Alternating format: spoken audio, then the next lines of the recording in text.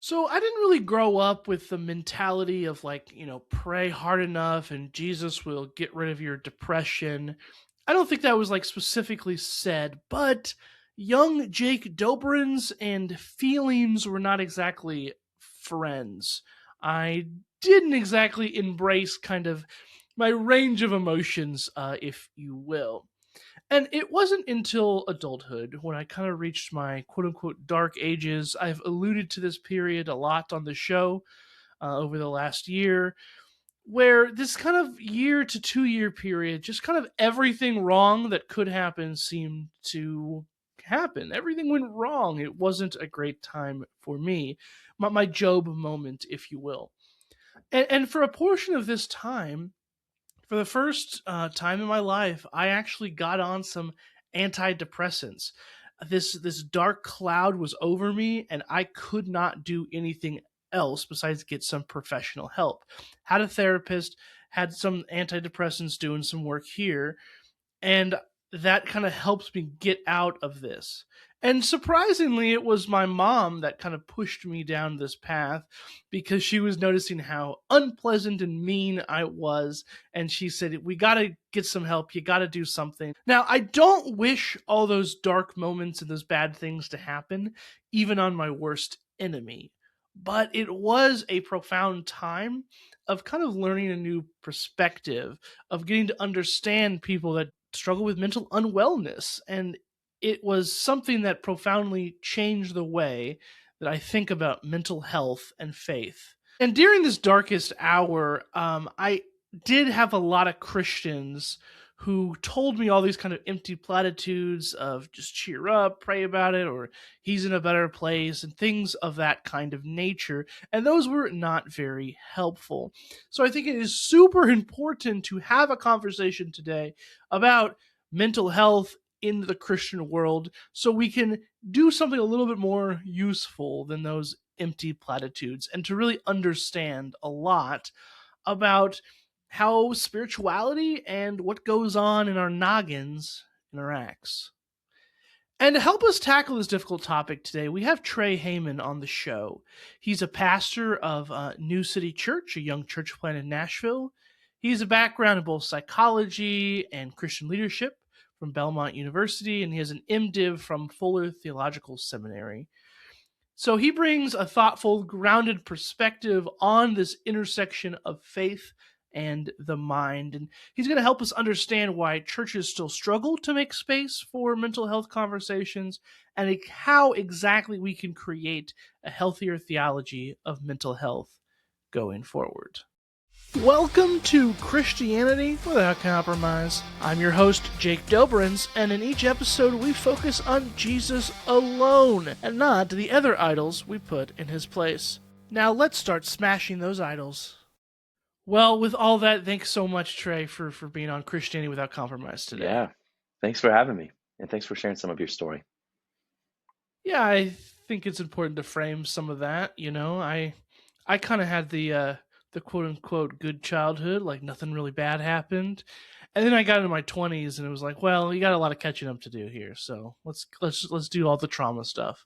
And now I can share that story and can share how that changed my perspective and encourage others.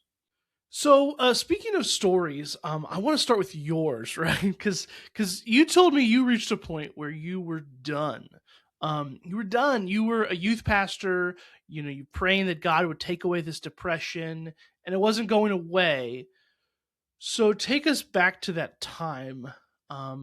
Tell us that story, and kind of what did you learn from all of that? Yeah. The long and short of it is I struggled with depression and anxiety my entire life. So my earliest memories were of things now that I would categorize as that, but I didn't have a word for it. I just knew I always felt not great, but it was my normal. And through college, I would think it will get better, next semester. It'll get better when I go on this trip. It'll get better when I get back from this trip. And towards the end of college, I realized, I've been saying that my entire life, that this next thing is going to make me feel better.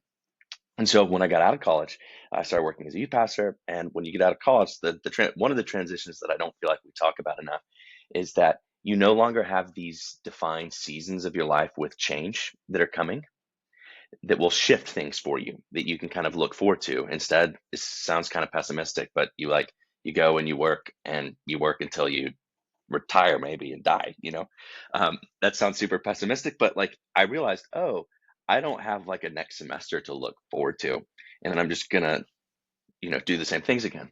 And so I'd realized maybe senior year of college that I'd been saying that for a while. And so when I started working in student ministry right after graduating, I'd gone away from some of my unhealthy coping strategies, and things felt like they were getting worse.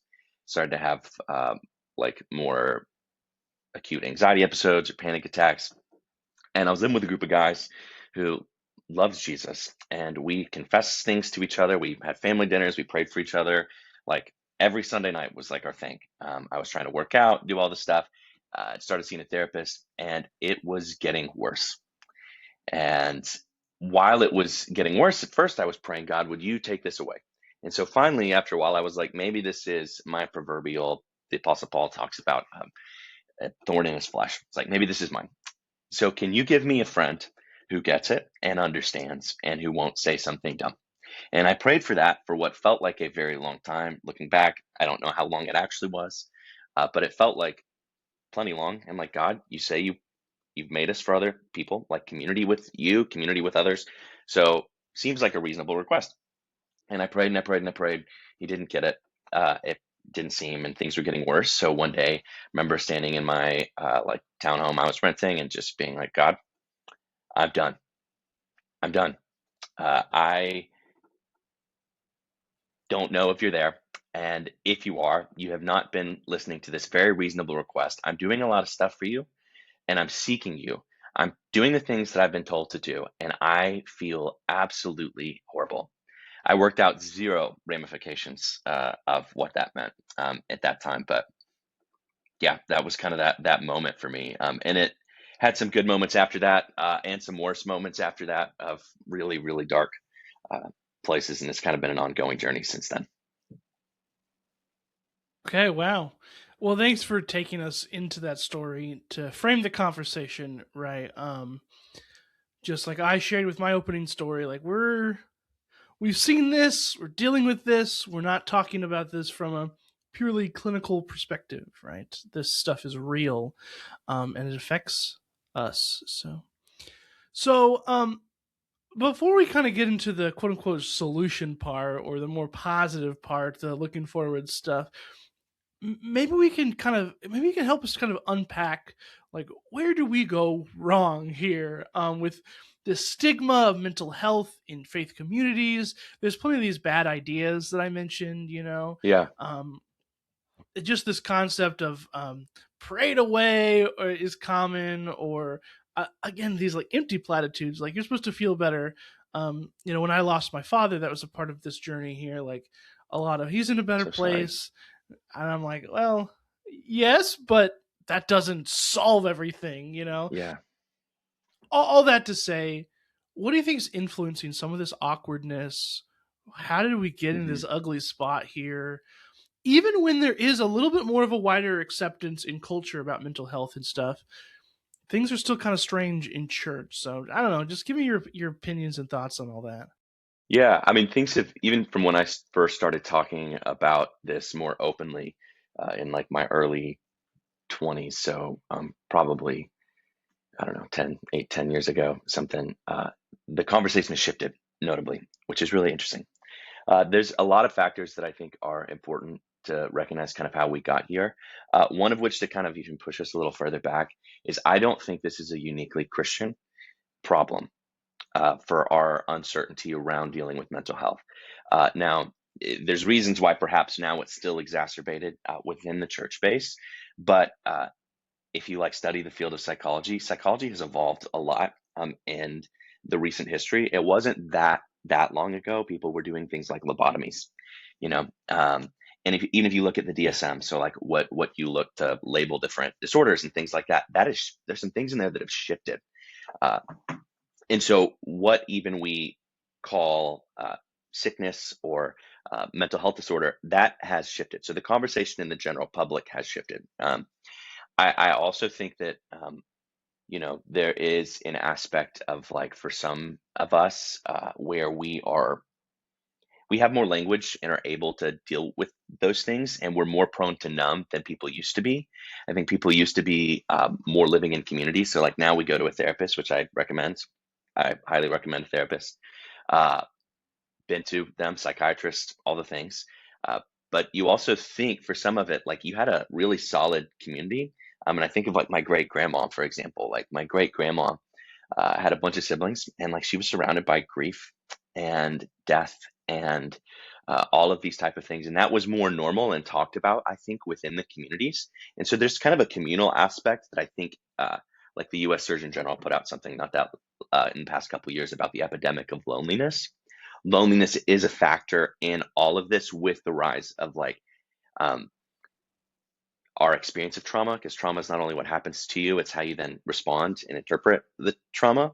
And same with depression and anxiety, right? Like it's not only feeling sad or feeling lethargic or apathetic, like there's also responses to it and whether or not we have community. So that's one side. I think the second side is there's been a long disconnect between psychology and theology. Um, for a number of different reasons. There's other things like with the philosophical movement of the Enlightenment, with like kind of the disconnect of like we've got the spirit, and then we've kind of got our bodies, or you've got like matter and you've got the spiritual kind of plane. And so a lot of us, to some extent, adopted some theology that's akin to that, like a kind of folky worship song, "I'll fly away, oh glory, I'll fly away." That I'll leave my body when I die. And so the goal is, in essence, to transcend this reality and live into this future plane where I no longer feel pain or suffering, which is a totally leads to a totally disembodied faith. That is not akin to what Jesus actually taught about in his life and ministry, or what the early church considered us to be. That it's not just we have souls, we are souls. And so I think there's a range of all that. There's like an antitrust of institution, some sects an antitrust of science, relatively newness of that. And then I think it's just hard in general to explain emotions. And then we didn't even get into all the stuff with men and stereotypes of men, as well, in particular with dealing with emotions and differences between men and women, and what emotions are okay for men to have and okay for women to have. And um, just our whole understanding of emotions is rather, we're trying to explain ourselves, and that's hard. So I think there's a lot of factors that are uh, involved with it. And then pastors have to talk about things that are important. And so we get up and we talk about things that maybe that's not our expertise or that we've studied. And someone who's been sad for 2 weeks or had clinical depression even for 2 or 3 weeks is not the same as someone who struggles with, like, for me, OCD, general anxiety disorder, like something that's there my whole life. It's different. Both are important and valid to talk about. Just we don't always realize there's a whole plethora of like, it can be your mind, it can be your body, it can be circumstances, it can be, are you sleeping, are you eating enough? Like it can be all those things combined, and we oversimplify it. For sure. Yeah, a lot of threads there that we could potentially pull that we're limited in time. I'm not like certain podcasts. We're not going to go 3 or more hours today, but thanks for giving us that overview. And I will say to the audience, we got future episodes talking about certain things like that, trying to book some certain people that I can't say names, but look forward to some of that kind of future discussion happening around some of these different ideas that Trey just brought up. So, Trey, you wear the title pastor. Like you're pastor. You have this church plant here in Nashville. Well, they're in Nashville. I'm not in Nashville. Um, why do you talk about mental health? Like, aren't you supposed to talk about just spiritual matters and things like that? Like, I don't know. How would you respond to that? Why do you think this is a part of, Christian faith to have those kind of conversations? Yeah. I can't remember what the quote was, but I think it may have been St. Augustine, but you can correct me if I'm wrong. Something to the extent of there's no knowledge of self without knowledge of God, and no knowledge of God Mm-hmm. without knowledge of self. Of course, you can kind of take that maybe too far, or something along those lines. But a central premise of my life in like ministry, one was I think I felt called in the struggle of all this to be the voice that I wish that I had, to offer some more helpful, nuanced, integrated perspective that I wish like young Trey had had. And if I can be the person that someone looks at funny because I'm open about those things, I'm okay with that. Like you can think what you want to think about me struggling with depression and OCD and like loving Jesus and finding him meeting me there. Um, and my hope is that maybe you'll say that. I hope you don't say the dumb thing, but if you do, I hope you say it to me and not to someone else that you love or you're walking with or a congregant or even yourself down the road. And then I think from a more theological perspective, uh, the whole thing of like the incarnation is God becoming flesh and being with us. And so I think part of us learning to experience God with us is us learning to be present here too. If I want to be present to the God who is present, I need to learn to be present with my reality. And as one of my friends, Ian Simpkins says, like God doesn't meet us where we pretend to be. And so if I'm not even here, like if I'm not aware of what's going on in here, it's going to be really hard to be aware of where God is in the midst of all of that.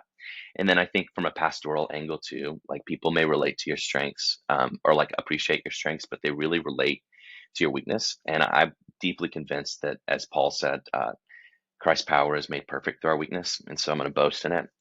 And I've found in life and ministry, like that's what people connect with. Oh, I didn't know a pastor would say like I struggle with anxiety or depression. I didn't know they could say that and not wrap it up in like a tight little bow of like I prayed these three prayers and did these three things and it's better. Like still on antidepressants. Don't know if that will ever stop. Like therapy's been really valuable. All those things. So I think for me, there's kind of a couple frameworks, and then the last one I'd say is just I don't know a way not to be honest and open about it. It feels inauthentic to who God has made me to be, and not helpful to be something other than what God has made me to be. Yeah, to all of that, and to be clear, obviously, I already agreed with you. Wasn't trying to. I don't know. I don't want to say I was playing devil's advocate. Probably shouldn't say that on a Christian podcast, but I'm glad you talked about some of those reasons, talked about all of that. And it's so true. I was just putting up my new bookshelf and putting out all my books and stuff. And one of the things I got um, from when I got my master's degree is I took a theology ministry class and we looked at Thomas C. Oden, this pastoral theologian, did this collection on like uh, kind of pastoral responses snippets through church history, and it's amazing reading those. It's like, oh wait, some of this stuff isn't like new. They were already saying like we got to care for people's relationships and their hearts, and like yeah, it to make everything so myopic, so singularly. I just need you to get to heaven, and that's all I care about for you. Like that is not even close to the spirit of the New Testament or the early church, the church throughout history, and Hmm. so Totally. um, I appreciate that. And to your last point there, it's like, yeah, this is me being honest and authentic, and people relate to that. People do like that. I don't think obviously authenticity wasn't just invented with Gen Z or whatever, but that's something that's definitely like something we're craving. There's too much fake in the world, and there's even more and more fake being thrown out there as we speak, and so we want that real stuff. And that's why, fun fact to my audience, I do pretty minimal editing on my episodes. It's real and raw.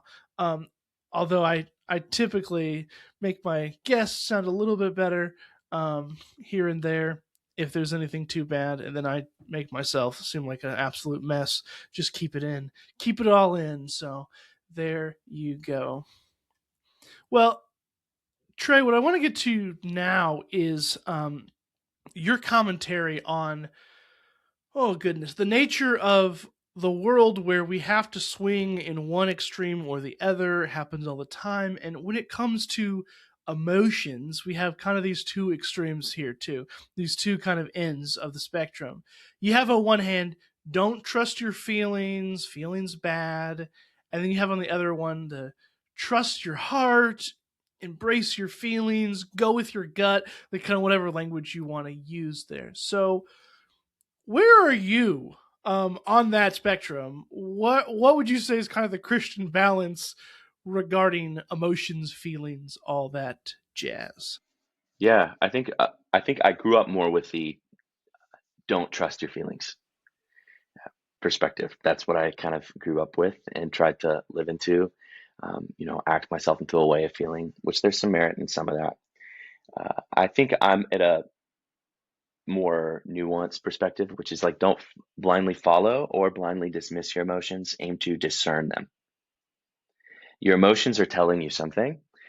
It's not always telling you the right thing, but sometimes they are. I think of places like delight yourself in the Lord and he will give you the desires of your heart, right? In the Psalms. That text is not saying God will give you whatever you want. It's saying he's going to birth within you desires that are an ally to your life with God. I think we see God being emotional, feeling emotions. There's a word in the New Testament used, I think, exclusively for Jesus and the Father, describing God being moved by compassion. And it is a feeling word that leads to action and has to deal with like the entrails of the gut. And so like seeing that Jesus himself like is moved by emotions, I think should cause us to consider what might be kind of a theological term would be an orthopathic or right feeling approach to this, not only orthodoxy or orthopraxy. And the second thing I'd say in relation to all this, I think when people say, I only like, don't follow your emotions, only listen to logic, it falsely assumes that we are logical. And I think the logical answer is we're not as logical as we think. There was a study done, I can't remember exactly when, but basically where they presented participants with math equations. And in general, the participants who like did these word problems did better if they were better at math, except if the answers to those questions somehow contradicted their political beliefs. So things like gun laws or vaccines or something along those lines, in which case everybody did worse. And I think we can easily say when we're sitting at Thanksgiving or Christmas or with the crazy family member, they're not logical. They're persuaded by Fox News or CNN or like whatever media thing is. They think they're being logical, and I think I'm being logical. The hard part is coming to realize like I'm actually more guided by my feelings than I would like to think I am, and then I take logic and I attach it to my feelings. And so the work of naming your emotions and discerning them helps you be able to kind of more pull at that thread. Man, oh man, yes. The things we dress up as logic. It's like I think that's just your feelings or something. That's a Totally. lot, but we do that ourselves too. It's not just the other guys. It's us Yeah, too. it's me. Yeah. Right, exactly. Oh yeah, and that was something that really was hit home when I read Disarming Leviathan. Former guest of the show, Caleb Campbell. He talks about loving your Christian nationalist neighbor. And he's like, if you have somebody who's literally like white supremacist, you're not going to logic, their way out of that. Like, there's room for love here for Christian compassion. I love that you brought up Jesus is so often moved by compassion in the Gospels, moved by loving others, and relates to people with words, but also with something much deeper than that.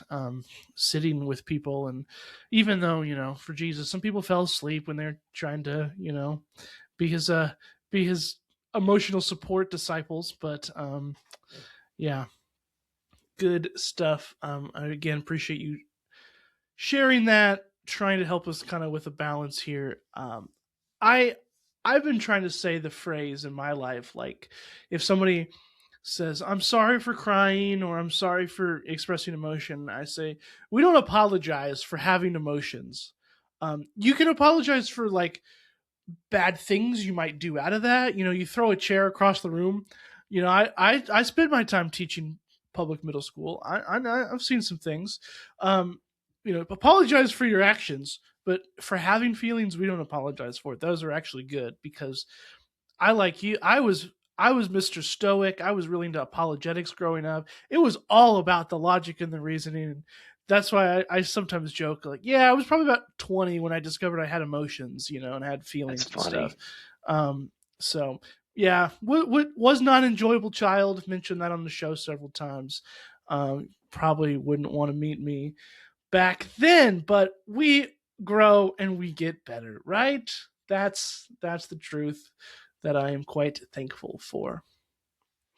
So, Trey, we're kind of wrapping up. getting close here. I got about 2 more questions for you. And the first question, I just kind of want you to turn to the camera and speak to people like you struggling with anxiety, depression, some of these other different things going on. Maybe they feel like the church doesn't understand or society doesn't understand, whatever. Like, what do you want to speak? What is your pastoral word for people in the trenches right now struggling with stuff like this? Yeah,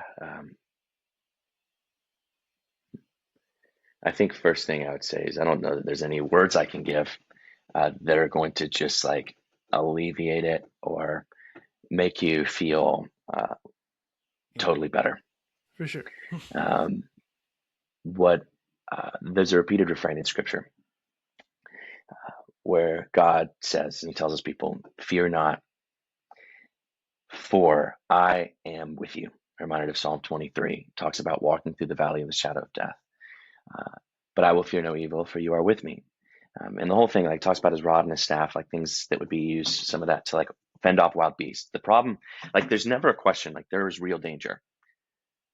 Is real pain. Jesus said that in this world you'll have trouble, but take heart, I've overcome the world. The trouble is very real. And if Jesus looked over Jerusalem and wept, bled, like you feeling bad is not a design flaw. I think orthopathy like would cause us to like look at the brokenness in the world and recognize like things aren't all right. But when I think of God's response, fear not, for I'm with you, the response is not that He will immediately take the situation away from us, but that even somehow in it, His presence is still there. And what I'd encourage you with is His presence doesn't always come loudly. And we're accustomed to loud. We're accustomed to immediate gratification. If we're bored, if we feel sad, we pull out our phones. Uh, Commercial on Netflix, we pull out our phones. And that conditions us to be uncomfortable in boredom, let alone deep pain of the soul. And so when God comes to us, often He comes in the quiet. He comes in the stillness. He comes through a tender whisper. He comes through what feels like silence, but the silence is Him just being there, present with you. In love. I opened today with a story of me telling God I was done because I've been praying for this person. And the next day, I went to see my therapist, and my therapist, who like rarely asked me about God. Actually, this may have been the first time that he really did. Outside of like my job, he's like, "How are you and God doing?" And I was like, "Man, it's funny you ask." Like we had a really good talking to, and while I'm pouring out my soul to him, this dude I think starts smiling. I'm like, "What the heck, bro?" I mean, I was at that point, I was too like done, like I didn't even care. And then he looks at me and he says, I guess I hadn't told you, but Trey, like the whole months that we've been meeting together, I've thought your story is just like mine. Not just the depression and anxiety, but the particular reasons behind it. And then he goes on and he says, and actually, there's this story of this prophet named Elijah in the Bible in 1 Kings 19, where he basically goes and prays like a suicidal prayer, like, Lord, take my life. And the Lord sustains him, gives him just enough for 40 days. Little did this dude know, from the time I was like 4 or 5, what I wanted to be when I was a kid was I wanted to be a prophet, specifically like Elijah. That's not why I'm in ministry. Elijah got to go to heaven in a chariot of fire, and I was absolutely petrified of dying. Like, thought when I was 8, I've lived a tenth of my life already. Like, that was a vivid thought on my 8th birthday, Wow. like, Wow, man. and went to bed terrified. And so I wanted to be like Elijah. And I'd had different people bring up words in my life about Elijah. And so here I was with this therapist where God had answered not only the particular prayer I'd prayed, but also in a way confirmed it through a story of what I'd wanted to be when I was a little kid. And of course I was like, not that part. But I mentioned that to say, you don't know how God is presently with you. You don't know all the ways He's working and moving on your behalf. And then the last thing I'd say, for those who follow Jesus, there is a promise that one day He'll wipe away every tear from our eyes. Some days it's hard to believe that or feel that. I encourage you to have people who can hold that truth for you and can make space for you, and to help you do things that sound fun, because that can bring a lot of life and joy, and help you kind of live into that future moment too. Man, I love it. I love it. It all came back full circle. Appreciate that. I did already promise one more question though. Otherwise, that'd be like a great way to end But it. yeah. But I do want to hear your thoughts talking to church leaders. We have some church leaders, pastors, different people in religious organizations that listen to this thing. So talk to them about how can they help the people struggling in the pews, the people in the organization, in the congregation that are dealing with some of these things, especially, mind you, like, I have 2 degrees in Bible and I have 1 semester of counseling for ministers. Like, that's all I got. So what advice would you have for church leaders at Yeah, this time? yeah. A couple things. I mean, one is probably obvious, but like cultivate a deep, intimate relationship with God in the most inner places of your soul. That is not secondary to your role. I think it was Ruth Haley Barton who said the best gift that you can give is your transforming self. And so having a posture of God meeting you here in those places. Um, I think secondly, don't, I'm trying to think of the particular metaphor, but like be careful about not like batting out of your average or like going out of your wheelhouse too much. I hear too often where harm comes in is when something that a pastor probably shouldn't have touched with a 10-foot pole outside of referring and like walking with people, um, started to offer some advice and perspective around some issues that had a lot more sensitivity and nuance. So it's not a sign of like you not being enough. It's just like we have different professionals that are good at different things. And even me as a person who's like pretty aware when it comes to like mental health, there are certain things that I always like try to refer and get people help where they can really benefit from help. And so even having a list of people like that will be helpful. The next thing I would say is be honest. And by that, I mean be honest and be present. You don't have to fix. The best gift you usually can offer is just by being there with someone and saying, that is really hard. I'm sorry. You're walking through that. I know it's uncomfortable, and I know you want to fix it because you love them and care about them. But I'd say that be honest and be there, um, and model what that looks like. Have your people that you are honest with about those deep places in your soul and do the work. And that will, I think, help cultivate places where other people um, can do the same. Yeah, good stuff again. So appreciate your wisdom. Yeah, a reminder to cultivate that life with God, and a reminder to refer when you don't know what you're talking about. Always a good thing. And of course, just to be honest and practice that listening, and know that you don't have to fix all the problems. Something I struggle with. I like to fix all the problems. We all do. Turns out, yeah, not that helpful sometimes. So Trey, we've come to the end of a lot of the good meat here. We do have one more question for you, but I want to take the time now to talk about where you can be found online, what things you're working on. Like, point us to all the places that you would like to point us to today. Yeah, yeah. Best place you can find me is like on any social medias, like Instagram, uh, TikTok, yeah, Facebook too. I have a Substack that I haven't done as much with as I'd like to, but everything's just Okay. under Trey Hayman.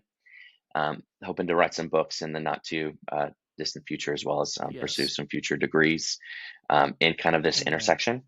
Um, yeah, so Trey Hayman is the best place you can find me. Feel free to DM me, whatever, too. We'd love to connect. Cool. Yeah, and I love this intersection too. There's some good fruitful stuff there.